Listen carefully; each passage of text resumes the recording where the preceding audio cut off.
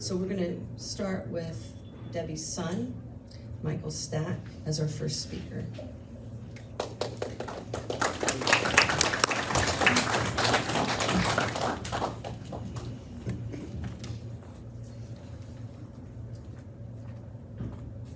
Hello, it's packed house. Yeah. So as I said, my name is Mike. I'm Debbie's son. His mom went off to call me her sonny boy. As Laura said when she introduced it, we're really very happy that everyone is here. I mean, to see the packed house, it means a lot to us. I was talking with my good buddies back here, there in the corner, which is where they belong. But we were, to have them there, my good friends, I know Laura's friends, family, mom's friends. It's very meaningful. And as we were talking last night, and I was saying, you don't really realize how much you need and appreciate the sport until you need and appreciate the sport. So really happy that you guys are here. It means quite a bit. So, also wanted to say hello to the people on Zoom too. I did not want to forget you guys. We're happy that you're joining us as well. So, all right, so as I was preparing for this talk, I thought about a lot of stories, a lot of different stories about mom and a lot of different memories. And it's a fun process to go through. It's a meaningful process to go through emotionally, to think about all the time that we spent together. First thing that came to mind was how thankful and grateful that I am to have mom be my mom. She's such a wonderful woman. She taught us so many different lessons and so many different values, family values, all that prioritization of what that means. And she had such an amazing impact on all of us. That's why we're all here, to honor her. And such an amazing impact on the world. So as we think about ourselves as kids, as a kid, you listen and you hear the words your parents say, most of the time. But you spend a lot more time watching them. You spend a lot more time watching how they live and how they live their life. And I spend a lot of time watching my mom. So from my first breath, when I was born, and every birthday, mom would always say, "It was you and me, Mikey, it was you and me." And she'd always tell the birthday story when I was born, which I always loved. So from those first seconds, when I was taking my first breaths, to the minutes, the days, the hours, the weeks, the months, and the years that passed, since then, I was watching mom, and how she lived, how she embodied so many strong values. And I was thinking about that, and I thought, the most valuable lesson that she taught me, and I know that she taught so many others, it's the most precious gift, it's the most precious value in the world, it's the most priceless, and it's the most wonderful. And it's really the highest honor that I could give to say that someone taught me to do. She taught us what it means to love. She taught us what it means to care for one another. She taught us what it means to prioritize family, to have those values.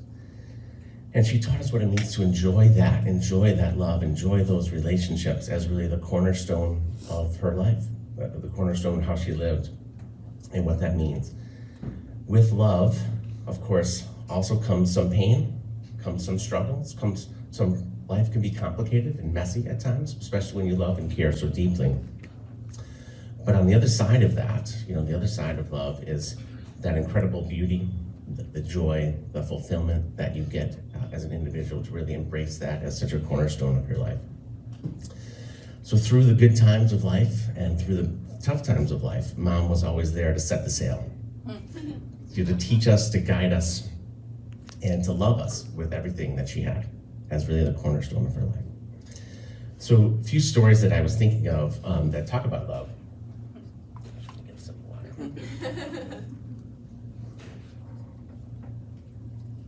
So when we were small, when we were these guys' age, or younger than these guys, and if we weren't feeling good, we weren't having a good day or something like that, we were kind of feeling a little bit down, Mom would say, if I could line up all the kids in the whole world, and I get to pick who would be my kids?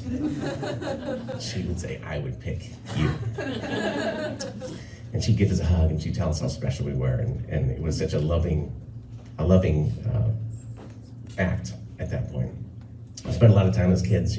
I remember her with our Cub Scouts, and we built this awesome toolbox, which we had, and we used that toolbox for like 15 years because we're Polish, of course. When you could build one in the Cub Scouts. We did the Cubs games together. We had a really nice time there. She was always there for all of our stuff. All of our stuff, our swim meets, our baseball games, gymnastics, horseback riding, music, whatever it is that we were into. She was always there. And it didn't matter if she was loved the sport or not. She was there. She was involved. She was running the swim groups, and she was making getting everything ready for all the different stuff that we were doing.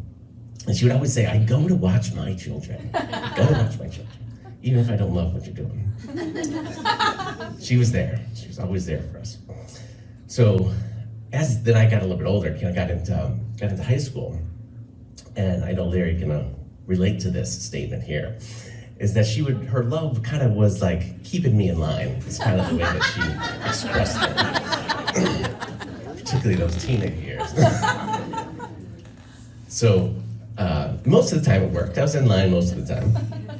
But sometimes if I kind of slipped out of line on occasion, she would often use the term, Mike, I saved your bacon on that one. And she used that somewhat regularly.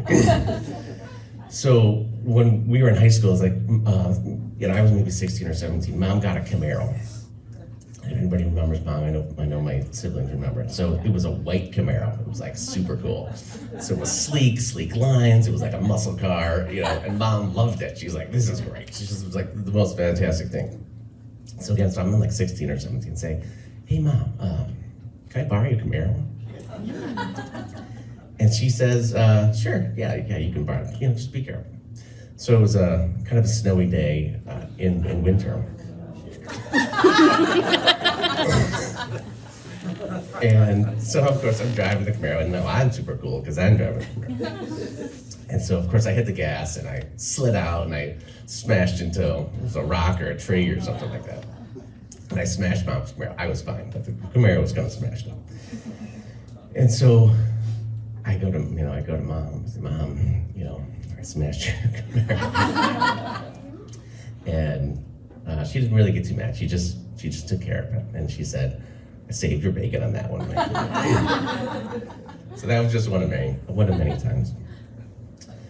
When Corey and I got married, so my lovely wife Corey here. So as I was thinking about this expression of love that Mom had for all of us, I was thinking about when we got married. So this is a classic Mom move. Everyone's giving speeches and best man speech, and my dad gave a speech, and everybody's giving a speech. So Mom is not on the schedule to speak. So of course, what does Mom do? Mom says, I'm not on the schedule, I'm the mother, I'm pulling rank, I'm giving a speech.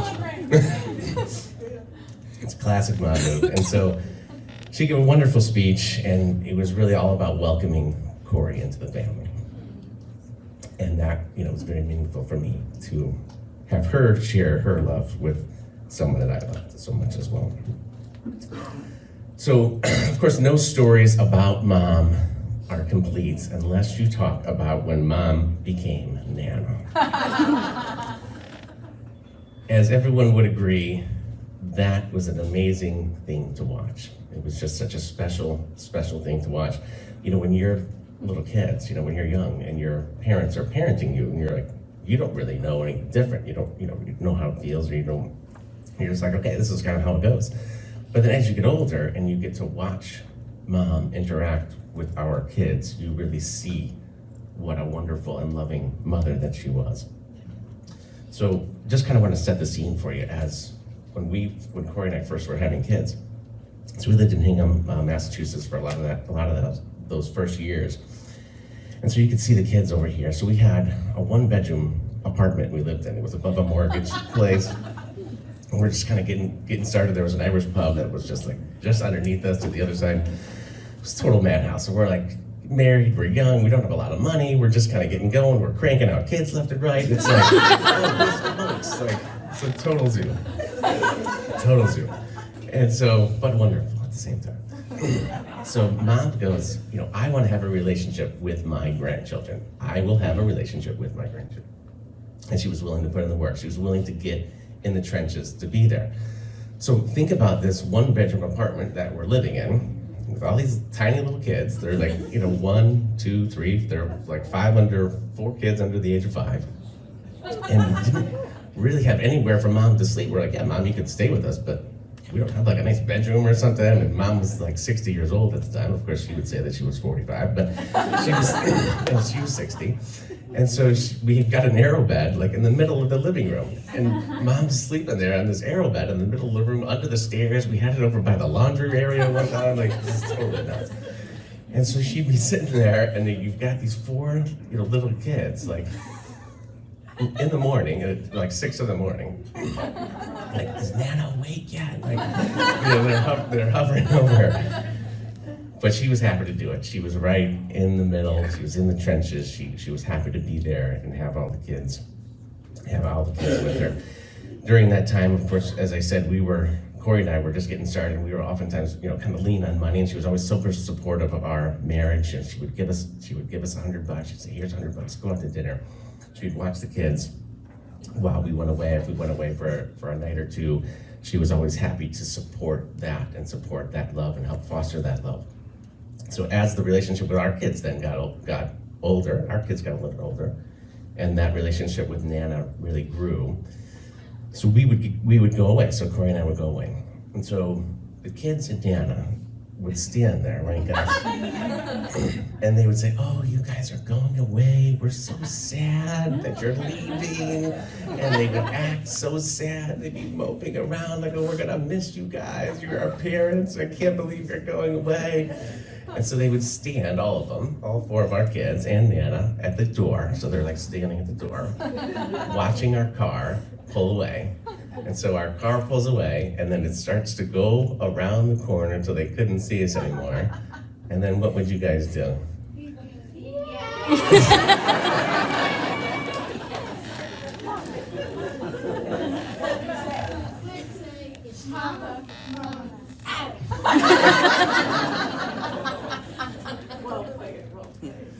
So it was, as I talk about the joy of love and what that means and the fulfillment and the epitome of that is really watching that relationship develop, of the happiness, the joy that comes from that.